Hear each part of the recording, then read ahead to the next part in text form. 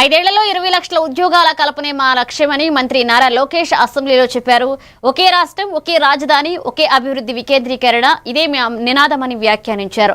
ఇక కూటమి ప్రభుత్వం అధికారంలోకి వచ్చిన తర్వాత క్లస్టర్ బేస్డ్ అప్రోచ్ అనే విధానాన్ని అందుబాటులోకి తీసుకొచ్చామన్నారు. ఇక రాష్ట్ర వ్యాప్తంగా 22 క్లస్టర్లు ఏర్పాటు చేశామని చెప్పారు. ప్రతి జిల్లాలో ఓ మ్యానుఫ్యాక్చరింగ్ క్లస్టర్ ఉందన్నారు. 5 సంవత్సరాల్లో 20 లక్షల మందికి ఉద్యోగాలు కల్పన అధ్యక్ష.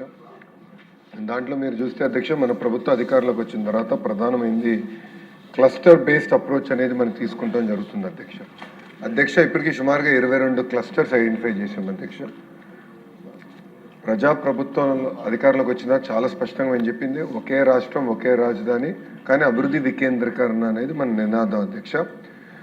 మీరు చూస్తే రాయలసీమలో అనంతపూర్ జిల్లాలో ఒక ఆటోమోటివ్ క్లస్టర్ కానివ్వండి, మన అదేవిధంగా కర్నూలుకి వచ్చే గల రెన్యూబుల్ ఎనర్జీ క్లస్టర్ కానివ్వండి, సిమెంట్ క్లస్టర్ కానివ్వండి, కడప చిత్తూరులో వచ్చేసే గల మనకి ఎలక్ట్రానిక్స్ మ్యానుఫ్యాక్చరింగ్ క్లస్టర్, అట్లా నెల్లూరులో ఇప్పుడు గ్లాస్ క్లస్టర్ వస్తుంది, ఏసీ క్లస్టర్ వస్తుంది, ప్రకాశం జిల్లాలో కంప్రెస్డ్ బయోగ్లాస్ క్లస్టర్ తయారు చేస్తున్నాం, అమరావతిలో క్వాంటమ్ కంప్యూటింగ్ క్లస్టర్ తయారు చేస్తున్నాం, ఆక్వా క్లస్టర్, దాని తర్వాత ఉత్తరాంధ్రకి వెళ్ళే గల pharma, medical devices manufacturing, steel cluster, ఇట్లా 22 క్లస్టర్స్ అధ్యక్ష.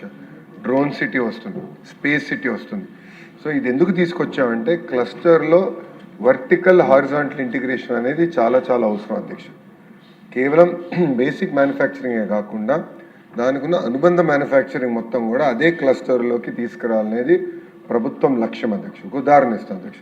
మొబైల్ ఫోన్ మ్యానుఫ్యాక్చరింగ్ తీసుకుంటా 5 సంవత్సరాల్లో 20 లక్షల మందికి ఉద్యోగం